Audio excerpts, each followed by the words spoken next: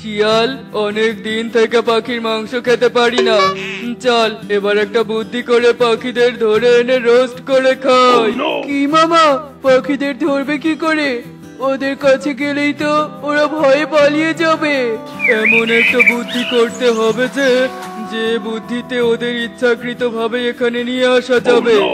মামা, আমার মাথায় একটা বুদ্ধি এসেছে। তাই নাকি? তা কি বুদ্ধি এসেছে শুনি? এরপর শিয়াল বাঘকে তার বুদ্ধির কথা খুলে বলে, আর দুজনে মিলে ফুল আনতে ফুলের বাগানে চলে যায়। আর তাদের সব কথা গুহার পাশে থাকা একটি কাঁঠাল গাছ শুনে নেয়। এই শয়তান বাঘ আর শিয়াল তো দেখছি বনের পাখিদের খেয়ে ফেলবে, কিন্তু আমি তো পাখিদের বাড়িতেও যেতে পারবো না। তাহলে কি করে তাদের এখানে আসতে নিষেধ করব? এসব বলে কাঁঠাল গাছ পাখিদের নিয়ে ভীষণ চিন্তিত হয়ে পড়ে। আর এদিকে বাঘ ও শিয়াল ফুল তুলে এনে তাদের গুহাটা সুন্দর করে সাজিয়ে ফেলে। শিয়াল, আমাদের গুহাগুলো তো সাজানো হয়ে গেছে। এবার যা, তাড়াতাড়ি পাখিদের দাওয়াত করে আয়। হ্যাঁ মামা, আমি এক্ষুনি যাচ্ছি। ওই দেখ, একটা শিয়াল আমাদের দিকে এগিয়ে আসছে।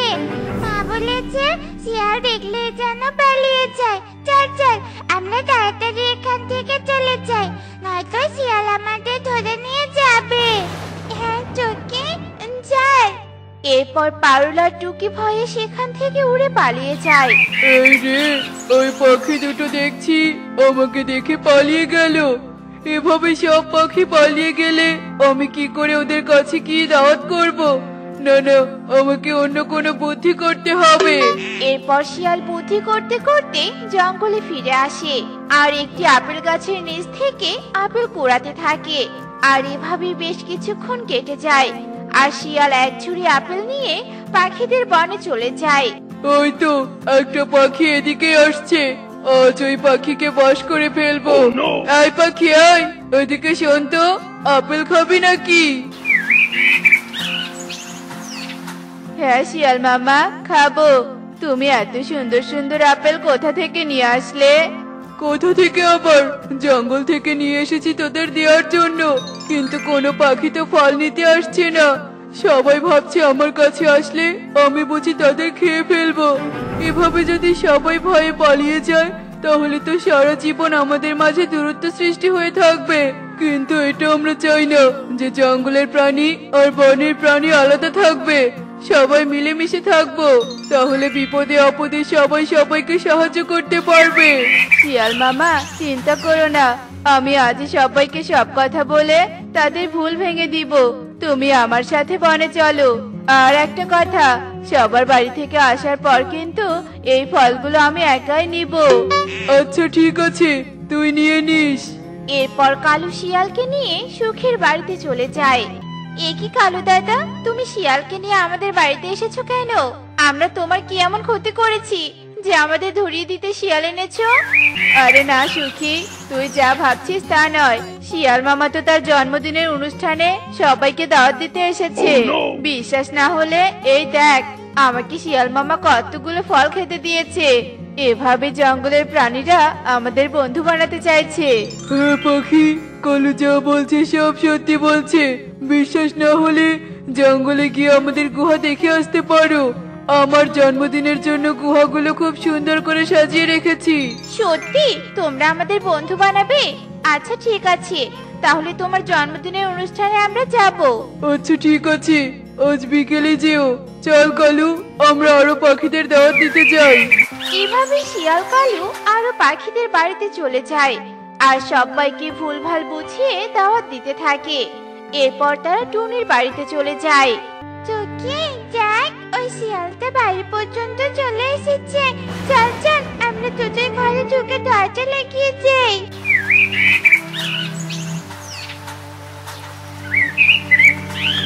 টুকি, ঘরে ঢুকে দরজা লাগিয়ে দিলি কেন? বুঝেছি, শিয়াল মামাকে দেখে ভয় পেয়েছিস। আরে এই শিয়াল মামা তো পাখিদের ধরে না। তা তোদের মা কোথায় গেছে বলতো দেখি? কালু আঙ্কেল, আমি দরজাও খুলবো না, আর মা কোথায় গেছে সেটাও বলবো না, কারণ মামাকে বলেছে সবসময় যেন শিয়ালের কাছে থেকে দূরে থাকি। কি কালু দাদা, তুমি শিয়ালকে নিয়ে আমাদের বাড়িতে কি করছো? শুনেছি শিয়াল খুব চালাক হয়, আবার চালাকি করে নতুন কোনো ফন্দি করছে না তো? না না, এই শিয়ালের গুহায় যাওয়া ঠিক হবে না, কিন্তু শিয়ালের সামনে সেটা বলাও যাবে না। কি ভাবছো টুনি? সত্যি বলছি, সবাইকে বন্ধু বানাতে চাই আমরা। না শিয়াল মামা, কিচ্ছু ভাবছি না। আচ্ছা ঠিক আছে, আমরা তাহলে সবাই তোমার জন্মদিনের অনুষ্ঠানে যাব। সাথে তোমার কচি ছানা দুটোকেও নিয়ে এসো। আচ্ছা ঠিক আছে, নিয়ে যাব। এবার ভালো করে বুঝে গেছি, শয়তান শিয়াল কচি ছানাদের নিয়ে যেতে বলছে, কারণ কচি ছানা খেতে যে ওরা খুব পছন্দ করে।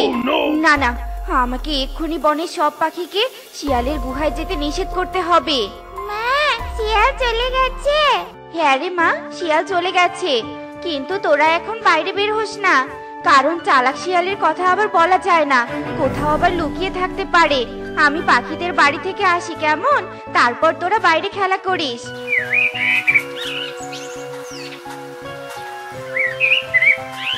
সুখী দিদি, সুখী দিদি, বাড়িতে আছো? তাড়াতাড়ি বাইরে এসো। কি হয়েছে রে টুনি, এত জোরে জোরে ডাকছিস কেন? তোমরা নাকি শিয়ালের জন্মদিনে যেতে চেয়েছো, ওখানে যেও না, ওই চালাক শিয়ালকে সুবিধার মনে হচ্ছে না, সেখানে গেলেই তোমাদের খেয়ে ফেলবে। বনে সবাই তো সেখানে যাবে, খেলে সবাইকে খাবে, এত ভয় করে চলে তো আর জঙ্গলের প্রাণীরা সারা জীবন শত্রুই থেকে যাবে। আর ওদের সাথে বন্ধুত্ব করলে তবুও জঙ্গলে গিয়ে ফলমূল নিয়ে আসা যাবে। তাছাড়া শিয়ালটাকে আমার ভালোই মনে হচ্ছে। কিন্তু সুখী দিদি, টুনি, এখন আমাকে বিরক্ত না করে এখান থেকে চলে যা তো। আমি এখন সুন্দর করে সাজুগুজু করব, জন্মদিনের অনুষ্ঠান বলে কথা, সাজুগুজু না করলে খারাপ দেখাবে। আর শোন, আমার মেয়েটা তোর বাড়িতে থাকলে পাঠিয়ে দিস তো। পারুলকে আমি যেতে দিব না বাবা। সুখী দিদি, পারুল আর টুকি খেলায় এত মগ্ন হয়ে পড়েছে যে এখন তো ওরা কোথাও যাবে না। আচ্ছা ঠিক আছে, আমি তাহলে পারুলের জন্য খাবার নিয়ে আসব। এরপর টুনি সেখান থেকে আরো পাখিদের বাড়িতে চলে যায় এবং সবাইকে শিয়ালের গুহায় যেতে নিষেধ করে, কিন্তু কেউ টুনির কোনো কথা না শুনে বিরক্ত হয়ে টুনিকে তাড়িয়ে দেয়। আর এভাবে সারা দিন কেটে বিকেল হয়ে যায়। আর বিকেল হতেই বনের সব পাখিরা জঙ্গলে যাওয়ার উদ্দেশ্যে বেরিয়ে পড়ে। বনের পাখিরা তো আমার কথা বিশ্বাস না করে জঙ্গলে যাচ্ছে, যদি কোনো বিপদ হয় তাহলে যে আমি নিজেকে ক্ষমা করতে পারবো না। না না, আমি একটা চাকু নিয়ে তাদের পিছু পিছু এগিয়ে যাই, সবাই বিপদে পড়লে তবু সাহায্য করতে পারবো।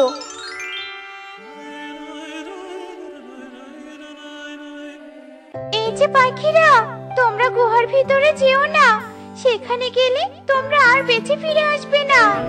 এই গাছের কথা কেউ বিশ্বাস করো না, এই গাছটা বুঝি শিয়াল মামার শত্রু, তাই এসব বলছে। না না, আমি কারো শত্রু না, তোমাদের ভালোর জন্যই বলছি। গাছ এভাবে বলতে থাকে, কিন্তু কেউ গাছের কোনো কথা না শুনে গুহার কাছে চলে যায়। আর তখনই টুনি কাঁঠাল গাছের কাছে এসে তার আড়ালে লুকিয়ে পড়ে। এই যে পাখি, তুমি ওই বাঘ আর শিয়ালের গুহায় যাচ্ছ নাকি? ভুল করেও সেখানে যেও না, আমি নিজে শুনেছি তোমাদের এখানে এনে বাঘ আর শিয়াল রোস্ট বানিয়ে খাবে। তাই নাকি গাছ? আমারও তো এমনই মনে হয়েছে, তাই তো চাকু নিয়ে বনে সবাইকে বাঁচাতে এসেছি। তুমি এই চাকু দিয়ে বাঘ আর শিয়ালকে মারতে গেলে তোমাকেই তারা মেরে ফেলবে। এই নাও, এটা একটা জাদুই রশি, এই রশি বাঘের দিকে ছুঁড়ে মারলে রশি তাদের বেঁধে ফেলবে, তখন সবাইকে খুব সহজে মুক্ত করতে পারবে। আচ্ছা ঠিক আছে কাঁঠাল গাছ, তাই করছি। সবাই তো গুহার ভিতরে ঢুকে পড়েছে। শিয়াল, এবার তাড়াতাড়ি দরজাটা বন্ধ করে দে দেখি। আগে কড়াইয়ে তেল গরম করব, তারপর ওই পাখিদের একটা করে ধরবো আর রোস্ট বানাবো। এসব কি শুনছি? বাঘ এসব কি বলছে? আমাদের নাকি রোস্ট বানাবে? হায় হায়, আমরা কেন এই চালাক শিয়ালের কথা শুনে এখানে আসলাম? এখন তো এখান থেকে বের হওয়ার কোনো পথও দেখছি না। টুনি ঠিকই বলেছিল, এখানে আসলে আমাদের খেয়ে ফেলবে। কেন যে টুনির কথা না শুনে খাবারের লোভে পড়ে এখানে আসলাম? এসব বলে সবাই গুহার ভিতরে কাঁদতে থাকে। আর এদিকে যেই না শিয়াল গুহার দরজা বন্ধ করতে যাবে, তখনই টুনি জাদুই রশিটা বাঘ ও শিয়ালের দিকে ছুঁড়ে দেয় আর জাদুই রশি বাঘ ও শিয়ালকে গলা চেপে ধরে। একে শিয়াল, আমাদের এভাবে কে গলায় রশি দিল? ওরে বাবা রে, ওরে মারে, কে কোথায় আছো? আমাদের বাঁচাও। একে টুনি, তুই এখানে? আমি এখানে না আসলে আজ তোমাদের সবাইকে রোস্ট হয়ে কড়াইয়ে ভাসতে হতো, বুঝলে? টুনি, আমাদের ক্ষমা করে দাও। আমরা আর কখনো কোনো পাখিকে খাবো না, তবুও আমাদেরকে ছেড়ে দাও। তোমাদের মতো হিংস্র প্রাণীর কখনোই ভালো হবে না। এখন থেকে গলায় রশি নিয়ে এখানে থাকবে। সত্যি টুনি, তোর তুলনা হয় না। কিন্তু টুনি, তুই বাঘ আর শিয়ালের গলায় রশি কি করে দিয়েছিস? তারপর টুনি সবাইকে সব কথা খুলে বলে আর তারপর সবাই মিলে কাঁঠাল গাছকে ধন্যবাদ জানিয়ে তাদের বনে ফিরে আসে। বাবারে, আমাকে কিছু টাকা দে না, আমার যে বড়ই অভাব। ধুর ধুর, বাড়ি থেকে বের হতে না হতেই যত সব গরিব ভিক্ষুকদের সাথে দেখা হয়ে যায়। ঠিক বলেছো কালু। এই যে বুড়িমা, টাকা কি গাছে ধরে নাকি? আমরা আমাদের টাকা তোমার মতো গরিবদের কেন দিব বলো তো? এসো তো কালু, এসো। যত সব। এই কথা বলে কালু ও কাকুলি সেখান থেকে চলে যায়। অন্যদিকে টুনি দূর থেকে কালু ও কাকুলির সব কথা শুনতে পায় আর তখনই সে বৃদ্ধার কাছে চলে আসে।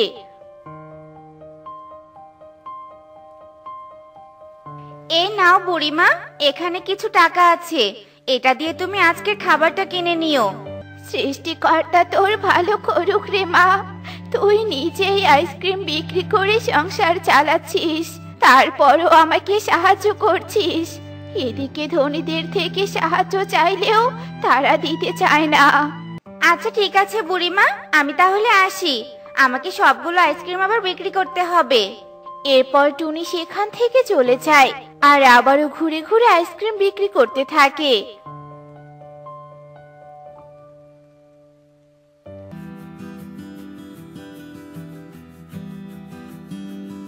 কবুতর, এই কবুতর, আমি তোমাকে বলেছিলাম না ধান চাষ করলে আমরা ঠিক বেশি ফলন পাবো। এবার শুধু বেশি ফলনই পাইনি, এবার যে বেশি ফলনের সাথে নিজেদের ভাগ্যকেও হাতে পেয়েছি। নিজের ভাগ্যকে হতে পেয়েছি মানে? এসব তুমি কি বলছো? আমি তো কিছুই বুঝতে পারছি না। বলছি গো বলছি, আমি তোমাকে সব কথা খুলে বলছি।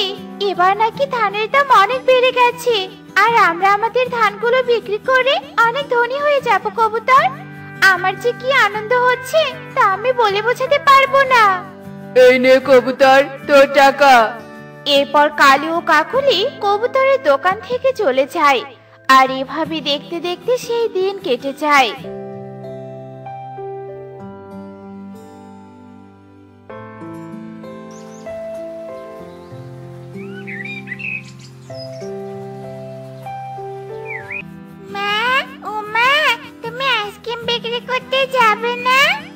না রে মা, আজ আমি আমাদের ধান ক্ষেতটা দেখতে যাব। শুনছি ধানের নাকি অনেক দাম বেড়ে গেছে। এই সময় যদি ধানগুলো বাজারে তুলতে পারি তাহলে মোটা অঙ্কে টাকা পাবো। তুমি ধান ক্ষেত দেখতে যাবে? আমিও তোমার সাথে ধান ক্ষেত দেখতে যাব। এরপর টুনি টুকিকে নিয়ে ধান ক্ষেতের দিকে চলে যায় আর যাওয়ার সময় সুখীর বাড়িতে সুখীর কান্না শুনতে পায়। এরপর তারা দুজন সুখীর বাড়িতে চলে আসে। কি হয়েছে কবুতর দাদা, তোমরা দুজনে এভাবে কাঁদছো কেন? আমাদের সব শেষ হয়ে গেছে রে টুনি, সব শেষ হয়ে গেছে। আমরা কত কষ্ট করে ফুচকার দোকান চালিয়ে ধান খেতে টাকা খরচ করেছি শুধুমাত্র একটু ভালো ফলন পাওয়ার আশায়। ও বুঝেছি, ফলন ভালো হয়নি বুঝি, এজন্য এভাবে কাঁদছো? না রে টুনি, আমরা এজন্য কাঁদছি না। আমাদের জমির ফসল অনেক ভালো হয়েছিল, কিন্তু কে যেন আমাদের জমি থেকে সবগুলো ধান চুরি করে নিয়ে গেছে। আরে, এত কষ্ট করে ধান চাষ করে সেগুলো কিনা চুরি করে নিল। কি আর করবে, আমি বরং আমার জমিতে যাই, তা না হলে আমার জমির ধানগুলো চুরি হয়ে যেতে পারে। চল রে মা। এরপর টুনি ও টুকি তাদের ধান খেতে চলে যায়।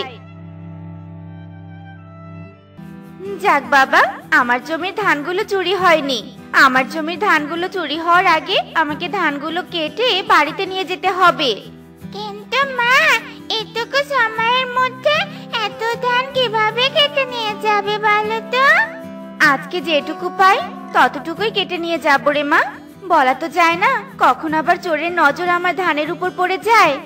এরপর টুনি বাড়িতে চলে যায় আর বাড়ি থেকে একটা কাঁচি নিয়ে এসে ধান কাটতে শুরু করে। আর কিছুক্ষণের মধ্যেই সন্ধ্যা হয়ে যায় আর টুনির অর্ধেক জমির ধান কাটা শেষ হয়ে যায়। এরপর টুনি সেই ধানগুলো নিয়ে বাড়িতে আসে আর এভাবে দেখতে দেখতে সেই রাত কেটে সকাল হয়ে যায়।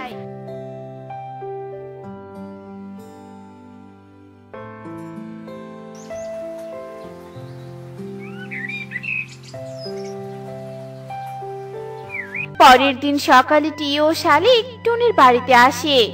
একে তোমরা সকাল সকাল আমার বাড়িতে কেন এসেছো? আমাদের জমির ধানগুলো চুরি হয়ে গেছে রে টুনি। আমরা এত পরিশ্রম করে এত টাকা খরচ করে ধান চাষ করলাম, আর যেই না ধানগুলো বিক্রি করার সময় চলে এলো, ঠিক তখনই চোর এসে সব ধান চুরি করে নিয়ে গেল। হ্যাঁ রে টুনি, রাস্তা দিয়ে আস্তে আস্তে শুনতে পেলাম এই বনের প্রায় সবার জমির ধান চুরি হয়ে গেছে। এসব কি বলছো তোমরা? কে বা কারা এভাবে ধান চুরি করছে? বুঝেছি, এবারে ধানের দাম অনেক বেশি হওয়ার কারণে সেই চোর সবার ধান চুরি করেছে। তবে সেই চোরকে আমাদের ধরতেই হবে। কিন্তু কিভাবে চোরকে ধরবো রে টুনি? শোনো তোমরা। এরপর টুনি সবাইকে তার বুদ্ধির কথা খুলে বলে আর টুনির বুদ্ধি শুনে সবাই সেখান থেকে চলে যায়। আর এভাবে দেখতে দেখতে রাত হয়ে যায়।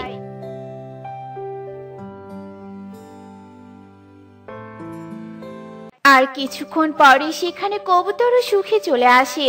আর যেই না তারা টুনির জমির অর্ধেক ধান কাটতে যাবে, ঠিক তখনই টুনিরা লাঠি হাতে নিয়ে তাদের সামনে আসে। তার মানে তোমরা হলে আসল ধান চোর? কিন্তু কবুতর দাদা, তোমরা তো বলেছিলে তোমাদের জমির ধানগুলো নাকি চুরি হয়ে গেছে। তার মানে তোমরা আমাকে মিথ্যে কথা বলেছিলে? সত্যি করে বলো কবুতর দাদা, তোমরা কিন্তু ধান চুরি করতে এসে ধরা পড়ে গেছো। এখন টুনির প্রশ্নের উত্তর দাও, তা না হলে আমরা তোমাদের পুলিশে ধরিয়ে দিব। বলছি, আমি তোমাদের সব কথা বলছি। কালকে টুনি চলে আসার পর আমাদের বাড়িতে কালু দাদা আর কাকুলি দিদি আসে। কি রে, তোদের ধান চুরি হয়ে গেছে জন্য কাঁদছিস নাকি? হ্যাঁ কালু দাদা, আমরা যে অনেক কষ্ট করে সংসার চালাই, এখন আমরা কিভাবে সংসার চালাবো? কাঁদিস না তোরা, আমি তোদেরকে তোদের ধান বিক্রি করে যা টাকা হতো সেটার থেকে কিছু টাকা বেশি দিব। তবে আমাকে একটা কাজ করে দিতে হবে। কি কাজ কালু দাদা? শোন, তোরা রাতের আধারে এই বনের সবার জমির ধানগুলো চুরি করে এনে আমাদেরকে দিবি। আর যতগুলো ধান চুরি করে এনে দিতে পারবি, আমরা তোদেরকে সেই অনুযায়ী টাকা দিব। আমাদের অভাবে সংসার ছিল, তাই আমরা কালু দাদার কথায় রাজি হয়ে যাই। শোনো কবুতর দাদা, আমরা যতই অভাব আর কষ্টে থাকি না কেন, তারপরেও আমাদের অসৎ উপায়ে টাকা রোজগার করা উচিত নয়। তোমরা কালু দাদার থেকে টাকা নিয়ে অন্যের ক্ষতি করেছো, তাই কালু দাদার সাথে তোমরাও একই অন্যায় করেছো। এজন্য তোমাদেরকেও শাস্তি পেতে হবে। আমাদের ভুল হয়ে গেছে রে টুনি, তোরা সবাই আমাদেরকে ক্ষমা করে দে। ঠিক আছে, তোমরা যদি পুলিশের কাছে সব সত্যি কথা বলে দাও, তাহলে আমরা তোমাদেরকে একটা সুযোগ দিয়ে দেখতে পারি। কবুতর ও সুখী টুনির কথায় রাজি হয়ে যায় আর পুলিশের কাছে গিয়ে কালু ও কাকুলির বলা সব কথা বলে দেয়। এরপর পুলিশ এসে কালু ও কাকুলির থেকে সবার ধান ফেরত নিয়ে দেয় আর কালু ও কাকুলিকে জেলে নিয়ে যায়। এদিকে কবুতর ও সুখী সৎ উপায়ে রোজগার করতে থাকে। দেখলে তো বন্ধুরা, চুরি করার ফল কি হতে পারে। এমনই সব মজার মজার শিক্ষণীয় টুনি পাখির গল্প দেখতে আমাদের পাশেই থেকো। আর গল্পটি কেমন হয়েছে তা কমেন্টে জানাতে ভুলো না কিন্তু। Bye bye.